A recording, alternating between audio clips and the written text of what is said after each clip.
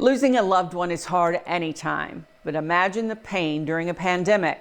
Friends and loved ones can't gather in groups to say goodbye. LEX18's Lee Searcy shows us how one funeral director started hugs from home.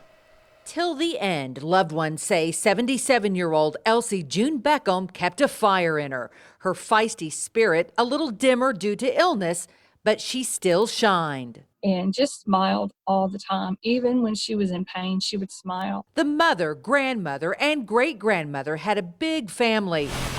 But because of the pandemic restrictions, only 10 could attend her funeral. An empty chapel is not how they wanted to say goodbye. I'm going to say there would be at least 60 to 100 people there if we could have had an open funeral. Instead, there were big white balloons with notes from those who couldn't be there. They put a message on there with their names, and that was very emotional for us because we knew, as we were reading the cards, and even after we left, we read them and realized in our hearts that that was like they were there when they weren't actually present, and it was absolutely wonderful. The owner of Clark Legacy Center started Hugs from Home last week.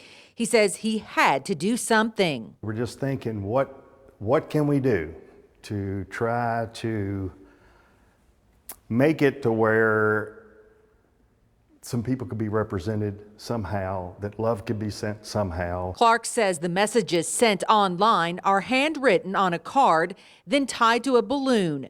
The concept filling a void for families who can't be together. It was truly a blessing and help to the family. In the future, relatives will honor Elsie June Beckham, known as Mom to many, with a celebration of life at Frankfort Capital Church of God.